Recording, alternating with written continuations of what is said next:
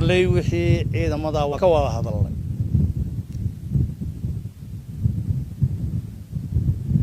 إذا كهالكن شوقه وأنا هانشر إذا ما هري مضحنا وكاها إذا ما كون ريل بنك قاري ترد هري عشان الله سروا قاري رجنا والحكومة تشري إذا كان عيدا هنا يسوي وأنا جوج واحد كمذا dadka ay la joogaan si fiican bay ula dhaqmaan dadka ay la nool yihiin amaan bay ka sheegtaan wanaaga iyagu ay amarkeena ay qaateen ay waa intaan dheeraanay Soomaaliyadii hore aan ka tirsanaan jir hadii wax kale loo waayo waad mahadsantahay buu muday hadii ninka wanaagsan boqolkiiba 99 wanaagsanaaday ay maalin Ilaahay baan qaldamina wax ka qaldantana in la buunbuuniyo ma ahina wanaagiisa in la eega baahdo amba laga aamuso amba wixii lagu taray karaayo lagu taro haday tabasho yar timid rag baa siyaasadeeyay oo rag la ilaalinaya ee waardiyaha laga hayo waxay doonaan ku hadlay hadda kuwaas iyaga la'aantida halkan may fadhiyaan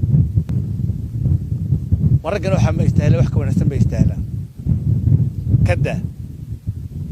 way ku ilaaliyaan waxba kaama doonayaan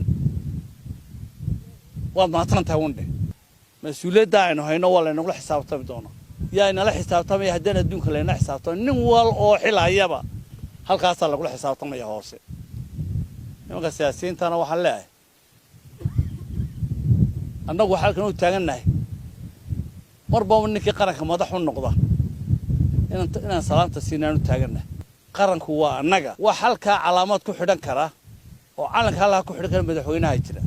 askariga dabluhuna calanka uu xidhay macnaheedu waxay tahay qaranku waa annaga weey waxaan leeyahay waan ilaalinay yaalna daacadayn oo daacadaha laga daayo axsaabta doorashay galayaan waa inamadeenni inna meel kale kama iman inagu qarankii baynu nahay dhaxdhaxaadka judge baynu nahay ninkii wax doonaya waraaqda wuxuu ku doonayaa ku helo innagana qof kasto innagana meel codkeena xaq buu leeyahay ninku meeshu doono ku riday isagii Ilaahay baa isogday meel buu galayaa laakiin yana qumul minnagu way inagu waxay nahay xaakimkii baynu nahay qaranka ilaalinay ninkii ku xadgudbanayna ka qabanahay xaq Ilaahay naga doonayo xaq leenagu leeyahay